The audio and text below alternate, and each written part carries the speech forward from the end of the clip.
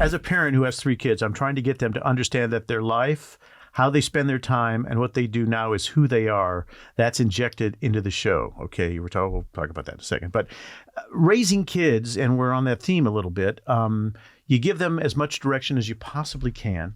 You hope for the best for them. Have you made any glaring errors, do you think, in the process that you would go back and redo? Because I can think of many that I've done. Or do you say, hey, I've done the best I can and go with God? Well, it's funny. I was thinking about this on the way over. I mean, the first thing that I did was I married my wife, Lisa. She's amazing. She is somebody who just wants to be a great mom. She's incredibly independent, smart, fun, funny, devoted to them. So that's a big thing. So a lot of the who she is as a mom puts a lot of wind at my back in terms of how to be, a good dad. I think that, look, being a good dad is, I don't mean this, being a good parent, you got to do this together. But in terms of, for me, it's taking work that provides money so that we can live where we live. People can go to school, people can get, put food on the table, all of that, right? That's job number one. In terms of glaring errors, I would say that one of the things that I probably miscalculated in the last 10 years was the extent to which being a showrunner takes away from all other aspects in your life. So I wanted to write and do more writing. You asked this question, I didn't answer it, but right around the time of Glee, I took a job as a staff runner on Shameless. I wrote on Shameless for 4 years. Then I had an opportunity to create my own show, Survivor's Remorse. We did that for 4 years. I'd written pilots. I'd written screenplays. I'd written plays. I wrote the book. I co-wrote the book with Greg Garcia, who actually did the majority of the heavy lifting on Escape to Margaritaville, because he's just brilliant and I can't keep up with him. But he'd be like, hey, you want to look at this thing? I was like, yeah. And I'd think, okay, I got a week, 2 weeks to look at it. And he'd be like, yeah, I just went ahead and I did this thing. He's just such a brilliant guy. But I mean, I was writing and I thought that would provide me with a little bit more flexibility over my time, because I was in a sense in charge when you're a showrunner, right? I was like, you know what? I got to go to this game. I can't be there. It's not really the way it works. You're constantly to do that job well. You're constantly submerged in your head, either thinking creatively about how to solve problems or thinking about how to be a good manager. And so I would say the glaring error in that was not really understanding what that would feel like when you can't be around to do the things that you want to be able to do. The last couple of years I've called you, you've been in a hotel room in Atlanta. Yeah. Yeah. And in the same way, I always say, I told you the line before we started today that I've been married 47 years, only home 14 of them. and my kids, I would say the same situation, that my daughter was going to school at Emerson, and I think I only missed one play. I would fly to Boston every 4 to 6 weeks when she was doing a show, and I coached my son's baseball team, and I maybe missed 2 games. And that's what you're supposed to do as a parent. I get that. But you're so entrenched in these shows because you've built them from the ground up. When you were doing, was it Shameless? Yeah. That was intense for me in many ways because of the content. And you being, I think, correct me if I'm wrong, like the only white guy who's writing a show that was primarily about Black people. Am I correct in that? Yeah. And Shameless, we had Shameless was, that was a John Wells and Paul Abbott created that. And I was just on the staff there. So I didn't have, I just wrote I think I wrote 5 episodes over the time I was working on that. But that was a lot of heavy lifting shared by everyone. On Survivor's Remorse, which was the show that was on Stars that we did 4 seasons That's the one, yeah. That was about a Black family from Boston. Right. Maverick Carter, LeBron James, they were the executive producers. They weren't writing, but they were creatively involved in the decision making. And then we had a staff that was a lot of great Black writers who were on that show. Did you feel more pressure though?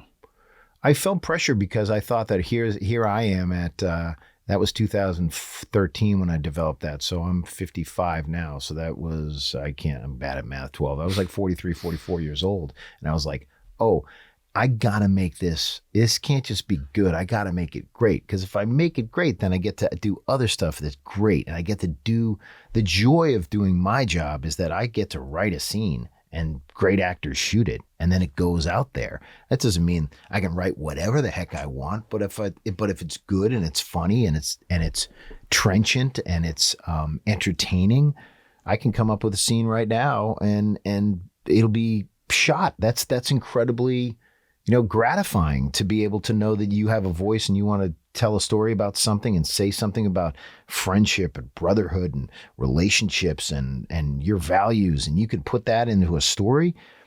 I mean, that's what artists are starving for, to be able to do that. And I'm working on a show right now, Heels, which was created by this guy, Michael Waldron, and he's, terrific writer and just a brilliant guy. And we're down there in Atlanta telling stories about independent pro wrestlers and what is it that they want, and the trauma of suicide and the trauma of aspiring to have a dream that's a creative dream and not being able to attain it. And what does that do to people? How much research did you do prior to starting in that show? Zero.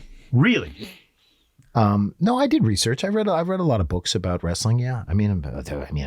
Please look at my Amazon cart. It's just full of books about wrestling. I mean, I never thought I'd be writing about wrestling, but I mean, it's interesting writing about wrestling. It's like, this is a genre of entertainment that is massively popular with a lot of people. And it ties back into where they grew up and how did they used to watch on Saturdays and Sundays and Monday nights and Wednesday nights and sitting around with the family. And growing up in Indianapolis, we had one of those independent leagues. It's where Bobby the Brain Heenan got his start. Course, yeah.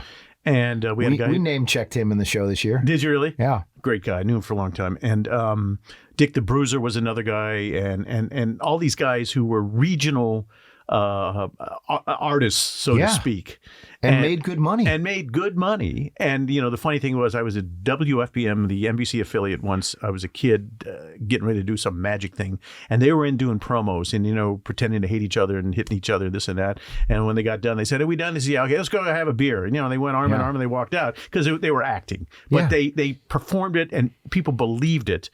And that's what your show's about. Yes, and it's about, some of that has gone away a little bit. I think that everyone who has only watched wrestling on television, then sees it in real life, no one would say that the injuries or the feats of strength or the feats of gymnastic ability and athletic ability is fake. They're jumping off the rope, they're landing on the mat. They're jumping out of the ring, they're landing on a table. All of that pain is really happening. Oh, yeah. The story about good and evil that's underneath that, heels versus face. I think that the kayfabe, which is, a word about, what is our, what is the secret language that we, stick to behind the scenes. And there's a lot of different derivations of, where people think that word comes from, where it comes from, the, the carnival world, that we're going to put over, a match we're going to pretend it's a big fight, but it isn't. And if people really think it's a fight, they're going to watch it and they're going to be more invested. And you see it happening in boxing now. It's like, does, Mayweather really hate Jake Paul? I don't know. Logan Paul? Whoever's wrestling nowadays. Right. Who's ever boxing, I should say. And so, I did do some research about that, but we have great, we have great collaborators and we have great consultants, guys who are working on the show now. Phil Brooks, who's CM Punk, he's a famous wrestler. This guy, Luke Hawx, who's an amazing wrestler. Steve Oppenheim, who used to work for the WWE. So we have incredible amount of people that, for me, it's a story about a family, and it's a story about like this group of people trying to put on this independent wrestling promotion. It's almost like having a theater company back in the day where you came to see my play. It's like, it's a group of people who want to do this thing and they want people to come see it, but they see themselves as artists and storytellers.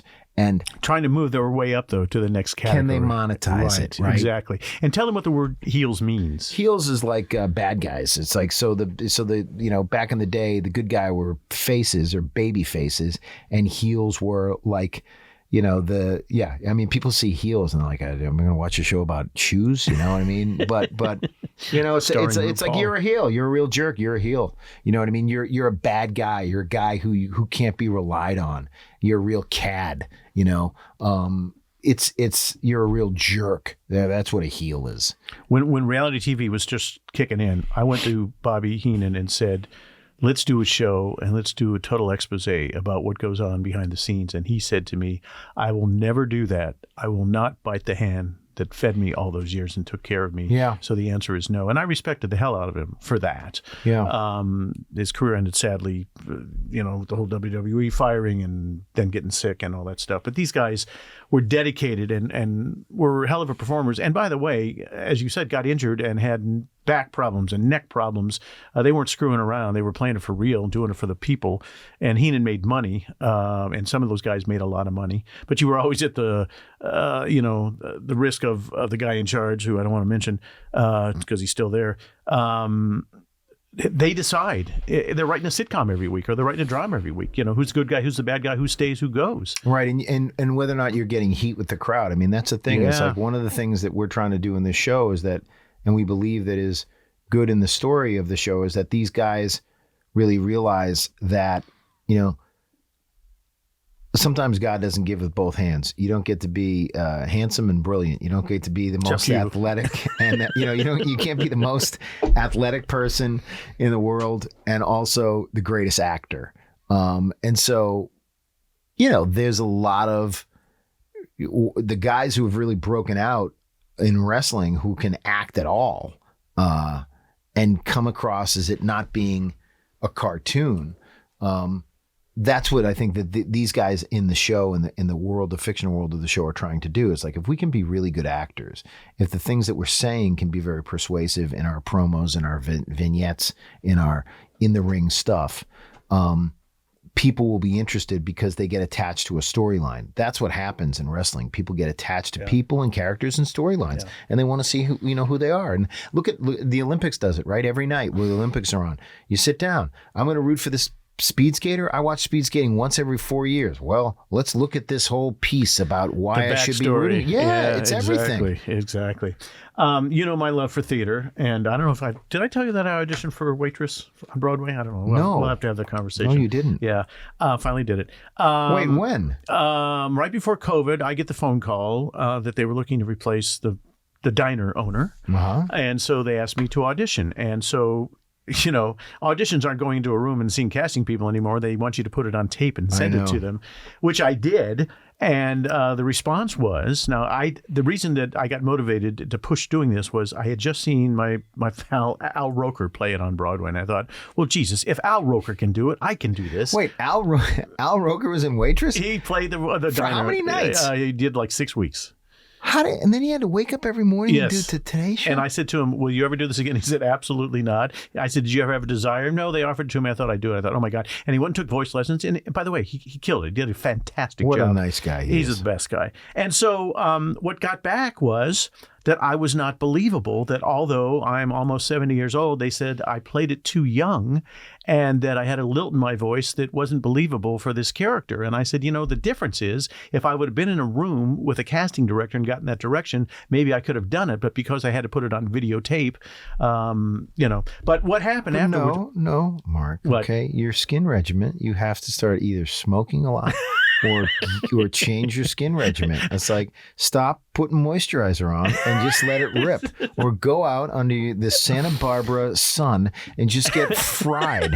Okay. Ryan Seacrest, not Nate Bradley, but he said to me, what I hate about you, Summers, you sound the same now as you did when you were on Double Dare. He said, guys get older and the voices get craggly, and he said, you still sound the same. So I want to talk to you about Margaritaville, because you weren't, as far as I knew, a theater guy per se. You were a writer. How did that opportunity come about, and what was the experience like for you? So I co-wrote the book to the Broadway musical Escape to Margaritaville that just completed its national tour. And I had met with, who did I meet with the first that it first came to me? I met with, I was introduced to Frank Marshall, who is Jimmy Buffett's dear friend who does a lot of stuff with Jimmy. I had written a pilot that didn't get made by an agent named Bruce Vinecore at CAA. Bruce Vinecore read my pilot, said, "This is so great. I have a client. I love Jimmy Buffett, and I have a client who, Frank Marshall, and I'd like to introduce you guys to them because they want to do a sitcom based on Tales of Margaritaville." This is in 2007. I met with Jimmy. I met with Frank. I loved them both. I read Jimmy's books. I mean, if you haven't read Jimmy's books, I mean, he's a great writer. I mean, this guy is like national bestsellers with his books, his autobiographies, and his fiction. And that's the thing about Jimmy is, it's funny. He's so casual and bare feet and playing guitar, and but he's sitting on his boat writing. The guy is like a grinder. Like Super he works, like smart and works and loves the creative process. And so I wrote that pilot. It was for ABC. It was 2007. Didn't get made. About 7 years later, through a couple different connections, they were thinking about putting on a musical based on his catalog. They called me. I was in the middle of survivor's remorse, but I didn't want to give up the opportunity. And I wanted that challenge. And so I called Greg Garcia. Greg Garcia co-created Yes, Dear. He created My Name is Earl. He created Raising Hope. He created the guest book. He has a new show coming out called Sprung. He is a story machine, a machine.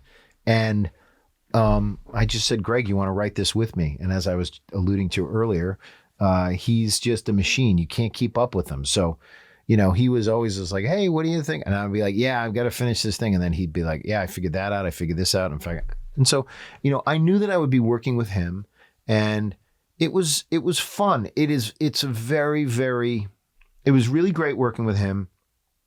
The actors were great. Jimmy was great. Frank Marshall's an amazing producer. Well, the audience was singing along during the entire time, which was cool. And I happened to be there a night where he came out afterwards, and the audience just lost their minds. I think one of the things about writing a musical that I didn't understand until I got there is how you have to go every single night, and you're in the development process. You're watching it every single night. You're at rehearsal all day. The show goes up. You're taking notes throughout the entire process.